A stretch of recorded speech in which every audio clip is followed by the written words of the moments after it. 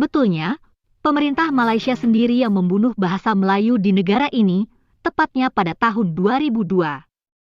Video berikut ini menjelaskan apa yang terjadi. Jadi pada tahun 79, kami masuk tahun 75, 79 kami graduate, menamatkan pengajian. Jadi maka terhasillah, dapatlah menghasilkan guru-guru siswazah yang boleh mengajar sains dan matematik dalam bahasa Melayu.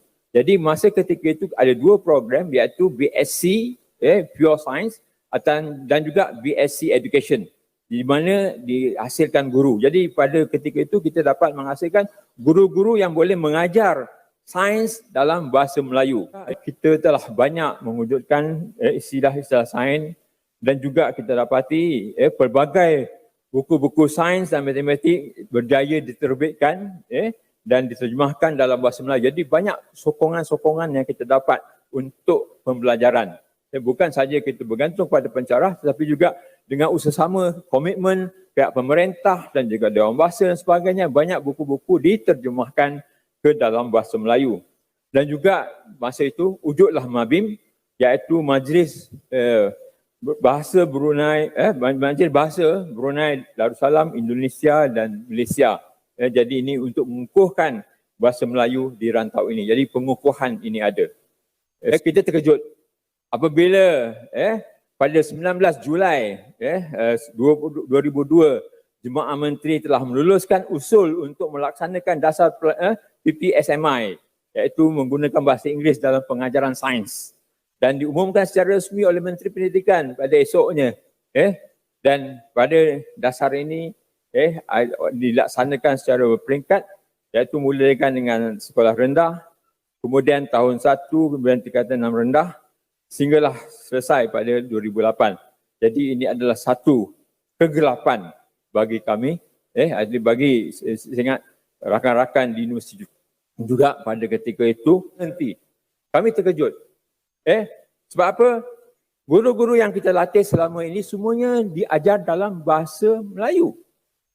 Zaman gelap bagi kita. Tapi ditawarkan reward was given to English teachers dengan allowance sebagainya.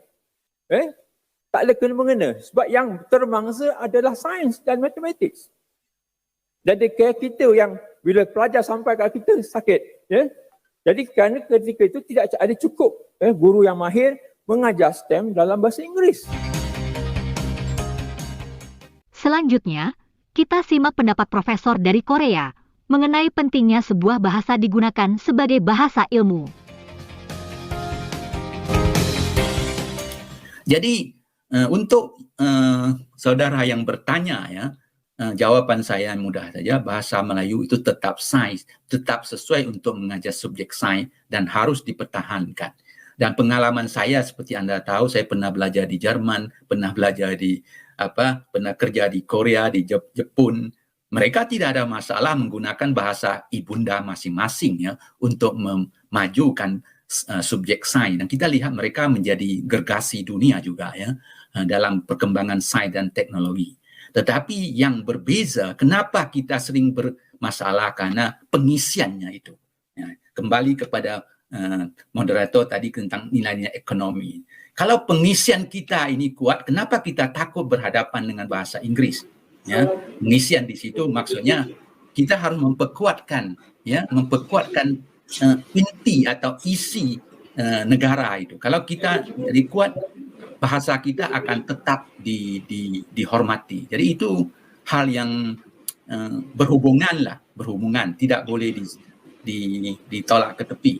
Jadi kalau bahasa Melayu, kalau pihak pemerintah misalnya nak bahasa Melayu dihilangkan dalam aspek itu, saya lihat itu akan pada jangka masa panjang akan menghilangkan nilai bahasa Melayu. Jadi maksudnya kalau bahasa Melayu tidak boleh menyampaikan bahasa sains, itu berarti kita sendiri bunuh diri. Maksudnya kita anggap bahasa itu tidak lagi ada nilainya. Jadi kita harus terus memperkembangkan dan pentingnya pengisian. Tidak boleh dengan semangat saja. Semangat nasional jadi pejuang bahasa. Itu orang tidak melihat itu, orang lihat pengisiannya. Kalau semakin banyak kajian, semakin banyak buku yang ditulis, sudah tentu itu akan memperkayakan khazanah bahasa Melayu.